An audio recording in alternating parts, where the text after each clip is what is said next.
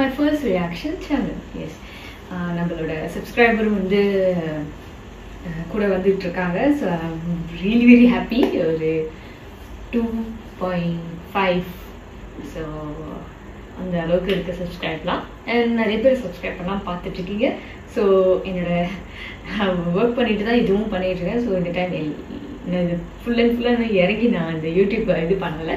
But still எப்படி சொல்கிறது, நீங்கள் எவ்வளோ சப்போர்ட் பண்ணுறீங்களோ அது நம்மளுக்கு அவ்வளோ நானும் என் பெஸ்ட்டை கொடுப்பேன்.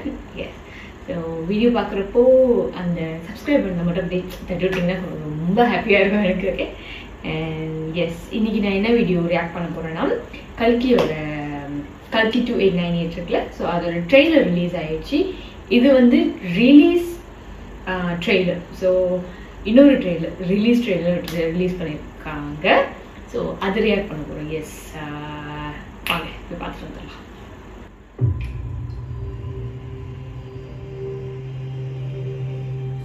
சமயம் வந்துவிட்டது.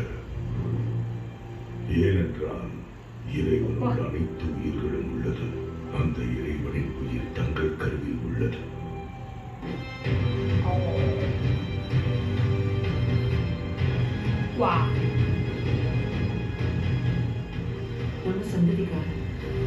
இன்னைக்கு இவ்வளவு கொண்டா சந்ததி எப்படி இருக்கும்?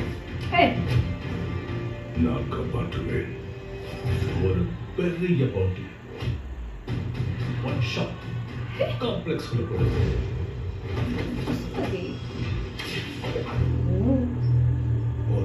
இதோட நிறுத்தினேன்.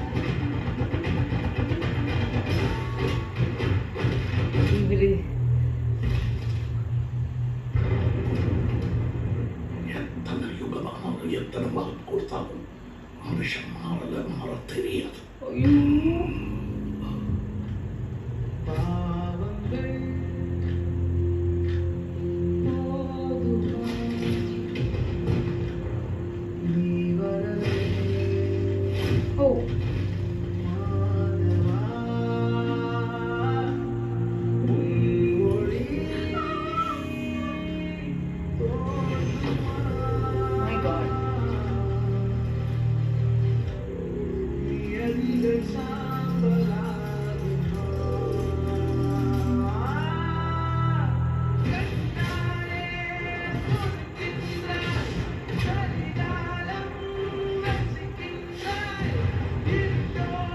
பயங்கரமா இருக்கிறாரு.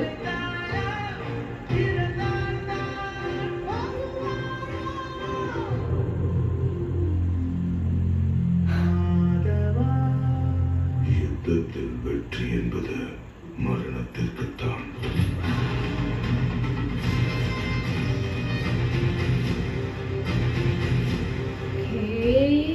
இந்த தடவை ப்ரிப்பேர்டா வந்திருக்கேன். வா.